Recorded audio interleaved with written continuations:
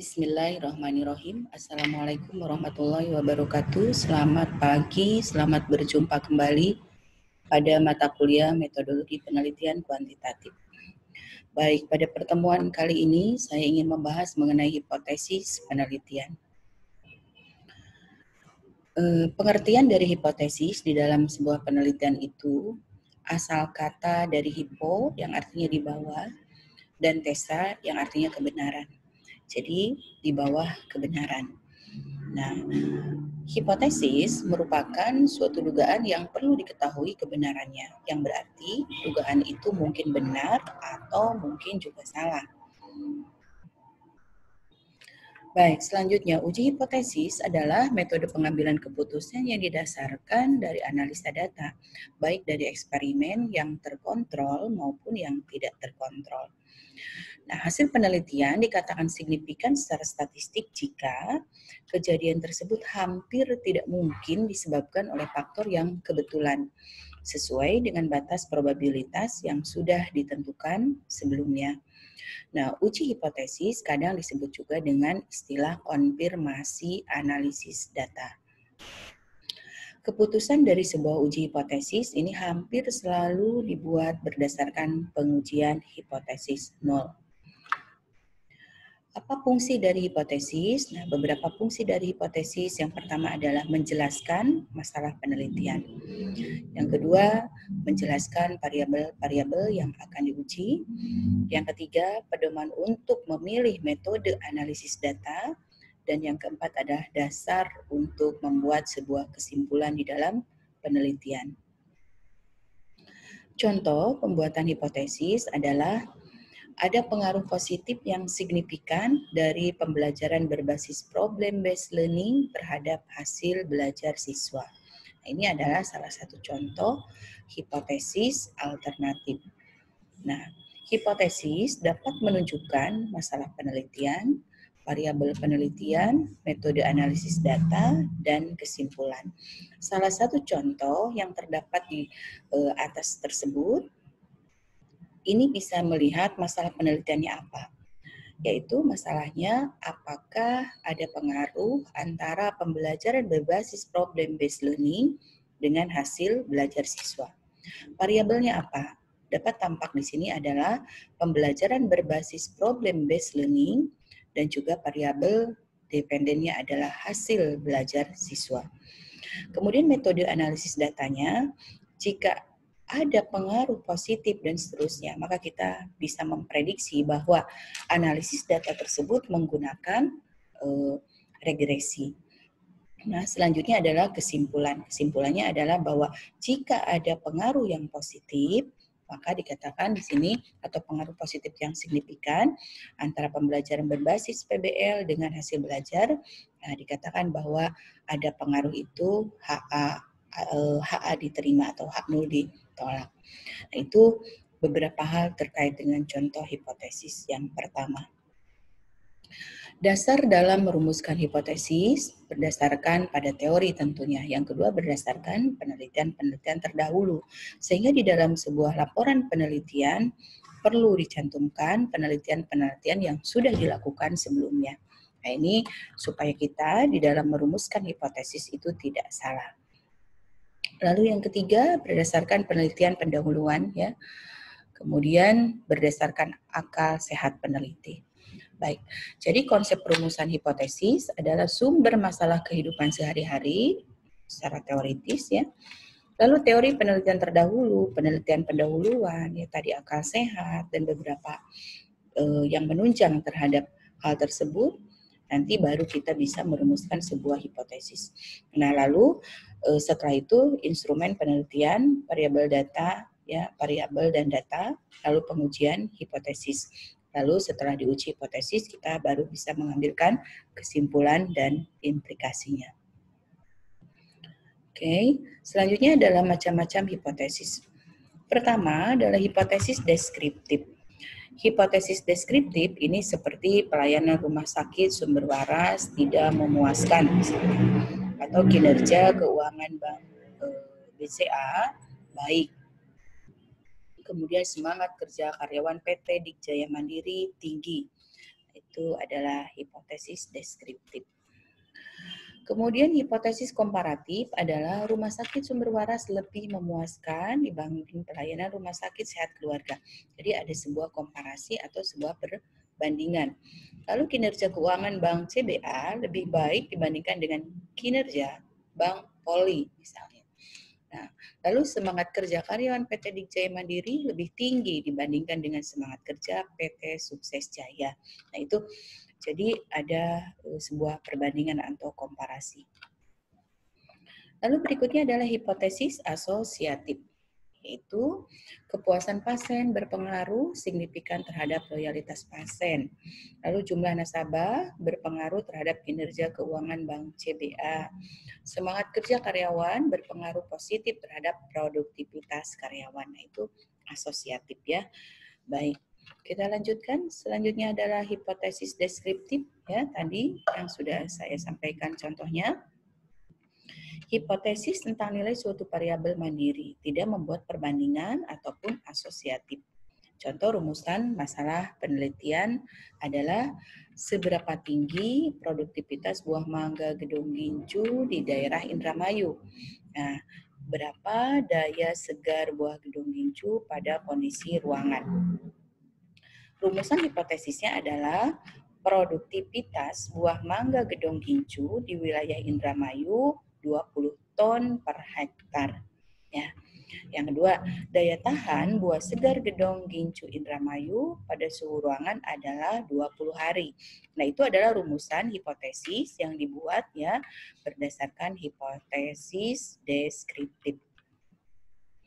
Lalu kedua, contoh tadi adalah hipotesis komparatif ya.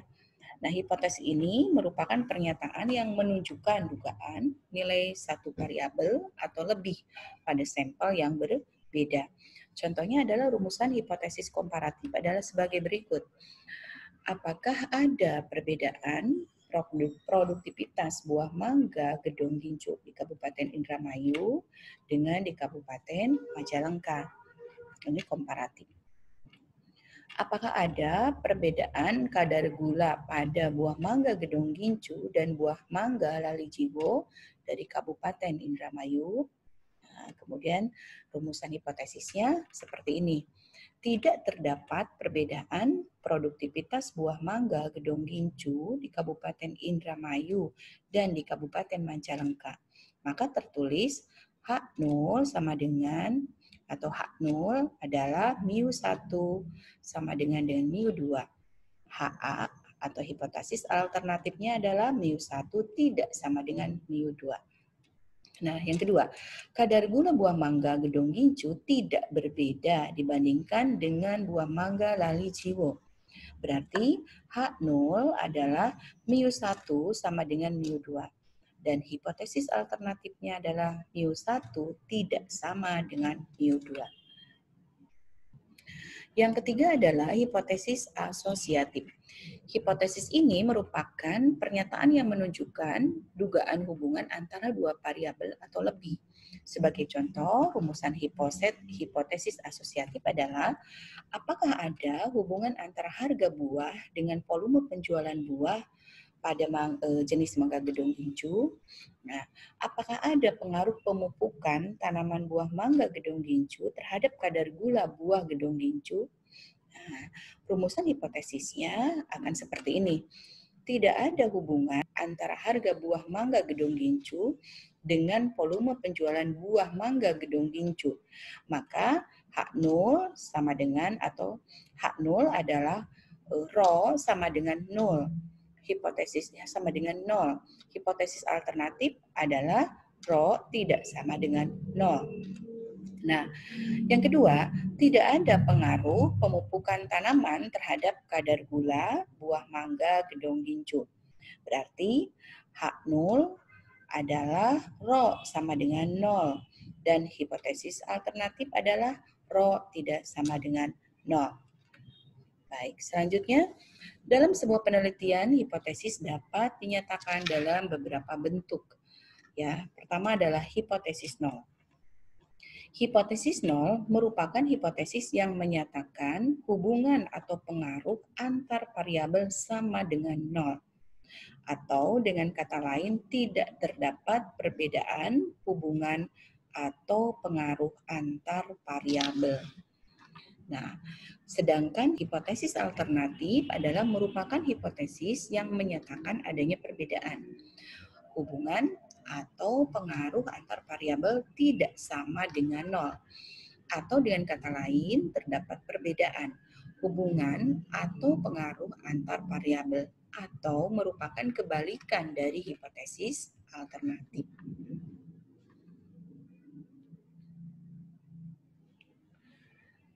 Berikutnya adalah ciri-ciri hipotesis yang baik. Pertama, dinyatakan dalam kalimat yang tegas. Upah memiliki pengaruh yang berarti terhadap produktivitas karyawan. Jelas ya. Upah memiliki pengaruh yang kurang berarti terhadap produktivitas karyawan. Tidak jelas ya. Nah, jadi dapat diuji secara ilmiah ya. Yang tegas tadi pertama, yang kedua harus diuji secara ilmiah. Upah memiliki pengaruh yang berarti terhadap produktivitas karyawan. Ini dapat diuji. Nilai keberartian dari upah itu seperti apa. Lalu kedua, batu yang belum pernah terlihat oleh mata manusia dapat berkembang biak, nah boleh dikatakan seperti itu. Pada hipotesis ini tidak dapat dibuktikan karena kita tidak dapat mengumpulkan data dengan baku yang belum terlihat oleh manusia. Jadi ada yang bisa diuji secara ilmiah atau ada juga yang tidak bisa diuji secara ilmiah. Ciri-ciri hipotesis yang baik harus teruji secara ilmiah. Baik, berikutnya adalah dasar dalam merumuskan hipotesis yang kuat. Harga barang berpengaruh negatif terhadap permintaan atau memiliki dasar kuat, yaitu teori permintaan dan penawaran. Yang kedua, uang saku memiliki pengaruh yang signifikan terhadap jam belajar mahasiswa. Ini tidak memiliki dasar yang kuat ya. Oke. Pertimbangan dalam merumuskan hipotesis ini ada beberapa hal. Pertama, harus mengekspresikan hubungan ya antara dua variabel atau lebih. Maksudnya, di dalam merumuskan hipotesis, seorang peneliti harus setidak-tidaknya mempunyai dua variabel yang akan dikaji. Kedua, variabel tersebut adalah variabel bebas dan variabel tergantung. Nah, jika variabel lebih dari dua, maka biasanya satu variabel tergantung, dua variabel bebas. Selanjutnya, pertimbangan dalam merumuskan hipotesis adalah harus dinyatakan secara jelas dan tidak bermakna ganda atau ambigu.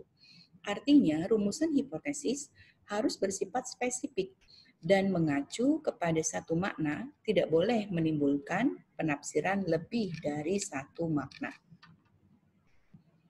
Selanjutnya, pertimbangan dalam merumuskan hipotesis yang lainnya adalah jika hipotesis dirumuskan secara umum, maka hipotesis tersebut tidak dapat diuji secara empiris. Oke. Berikut adalah lanjutan dari pertimbangan dalam merumuskan hipotesis, yaitu harus dapat diuji secara empiris. Maksudnya adalah memungkinkan untuk diungkapkan dalam bentuk operasional yang dapat dievaluasi berdasarkan data yang didapat secara empiris. Lalu sebaliknya, hubungan jangan mencerminkan unsur-unsur moral atau nilai-nilai atau sikap. Ya. Kemudian menurut bentuknya hipotesis dapat dibagi menjadi tiga. Yang pertama nih, hipotesis penelitian atau disebut dengan hipotesis kerja. Hipotesis penelitian merupakan anggapan dasar peneliti terhadap suatu masalah yang sedang dikaji. Nah, dalam hipotesis ini, peneliti menganggap benar hipotesisnya yang kemudian akan dibuktikan secara empiris melalui pengujian hipotesis dengan mempergunakan data yang diperoleh selama melakukan penelitian. Misalnya ya, ada hubungan antara krisis ekonomi dengan jumlah orang gangguan mental di masa pandemi COVID-19. Ada korelasi antara wabah COVID-19 dengan perubahan pola hidup sehat. Gitu ya.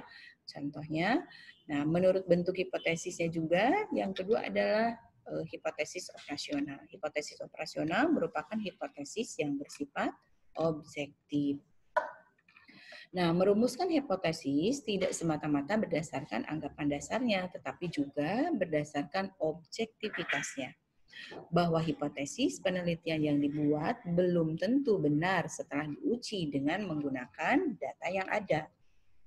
H0 digunakan untuk memberikan keseimbangan pada hipotesis penelitian. Karena peneliti meyakini dalam pengujian nanti benar atau salahnya hipotesis penelitian bergantung kepada bukti-bukti yang diperoleh selama penelitian itu dilakukan. Contoh H0, tidak ada hubungan antara krisis ekonomi dengan jumlah orang stres. Nah, itu adalah menurut bentuknya ya hipotesis yang kedua. Kemudian menurut bentuknya hipotesis yang ketiga adalah hipotesis statistik.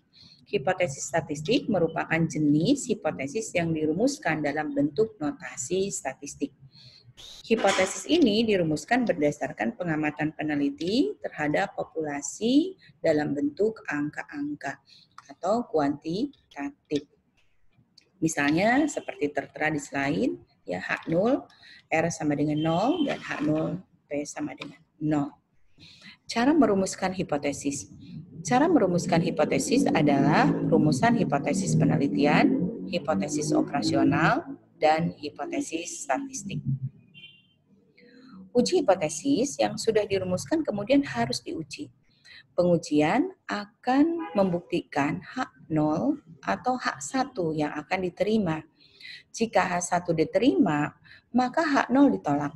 Artinya ada hubungan antara cara-cara memberikan instruksi terhadap bawahan dengan tinggi rendahnya pemasukan perusahaan. Ya, dua jenis kesalahan yang dapat dilakukan oleh peneliti yaitu pertama menolak hipotesis yang seharusnya diterima. Kesalahan ini disebut sebagai kesalahan alfa. Lalu yang kedua adalah menerima hipotesis yang seharusnya ditolak. Kesalahan ini disebut sebagai kesalahan beta. Ada 5 langkah uji hipotesis. Pertama, merumuskan hipotesis H0 dan hipotesis alternatif. Yang kedua, menentukan batas kritis alfa ya dengan dB. Lalu menemukan nilai hitung, nilai statistik. Lalu pengambilan keputusan, dan yang kelima adalah membuat kesimpulan. Selanjutnya, tipe kesalahan dalam uji hipotesis. Kesalahan tipe pertama, besarnya peluang menolak hipotesis yang seharusnya diterima. Besarnya kesalahan tipe 1 adalah alfa. Kesalahan tipe 2, biasanya peluang menerima hipotesis yang seharusnya ditolak. Besarnya kesalahan tipe 2 adalah 1 dikurangi alfa sama dengan beta. Uji dua sisi dan uji satu sisi. Uji dua sisi atau two-tail digunakan jika parameter populasi dalam hipotesis dinyatakan sama dengan. Uji satu sisi atau one-tail digunakan jika parameter populasi dalam hipotesis dinyatakan lebih besar atau lebih kecil. Nah, rumusan hipotesis terdiri dari H0 dan hipotesis alternatif. H0 hipotesis observasi, ya, dan HA adalah hipotesis alternatif.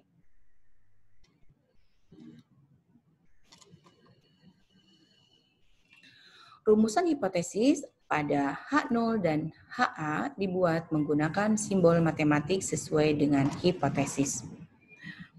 Beberapa kemungkinan rumusan hipotesis menggunakan tanda matematik sebagai berikut. H0 sama dengan atau lebih kecil sama dengan, lebih besar sama dengan. Dan hipotesis alternatif tidak sama dengan, lebih besar atau lebih kecil. Nah, menentukan batas kritis, perhatikan tingkat signifikan sudut alfa yang digunakan. Biasanya 1%, 5%, dan 10%. Untuk uji dua sisi, gunakan alfa per 2. Dan untuk uji satu sisi, gunakan sudut alfa. Kemudian, banyaknya sampel atau N digunakan untuk menentukan derajat bebas atau dB. Satu sampel DF sama dengan N dikurang 1. 2 sampel DF sama dengan N1 ditambah N2 dikurangi 2. Menentukan keputusan membandingkan antara nilai hitung dengan nilai kritis. Jika T hitung lebih besar dari T kritis, keputusan menolak H0. Sebaliknya, atau menggunakan gambar kurva distribusi normal. Jika nilai hitung berada pada daerah penolakan H0, maka keputusannya adalah menolak H0 dan sebaliknya. Uji dua sisi seperti terlihat pada gambar. Apabila penerimaan H0, maka posisinya adalah seperti ini, kurvanya, dan penolakan H0 ke arah kiri, dan penolakan H0 ke arah kanan. Ini adalah bentuk uji dua sisi digambarkan dengan kurva seperti ini. Uji satu sisi kanan seperti ini, penolakan kepada sisi kanan, ya, Z alfa plus Z alfa. Dan ini adalah penerimaan H0 digambarkan seperti ini. Lalu uji satu sisi kiri seperti tadi, cuma penolakan H0 ke sisi kiri, penerimaan H0 ke sisi kanan. Ya, tugas kalian adalah susunlah hipotesis operasional berdasarkan rumusan permasalahan yang telah Anda tentukan, lalu jelaskan hipotesis tersebut telah mengacu pada teori yang telah ada. Baik, itu saja pertemuan kali ini tentang hipotesis. Semoga bermanfaat. Terima kasih. Wassalamualaikum warahmatullahi wabarakatuh.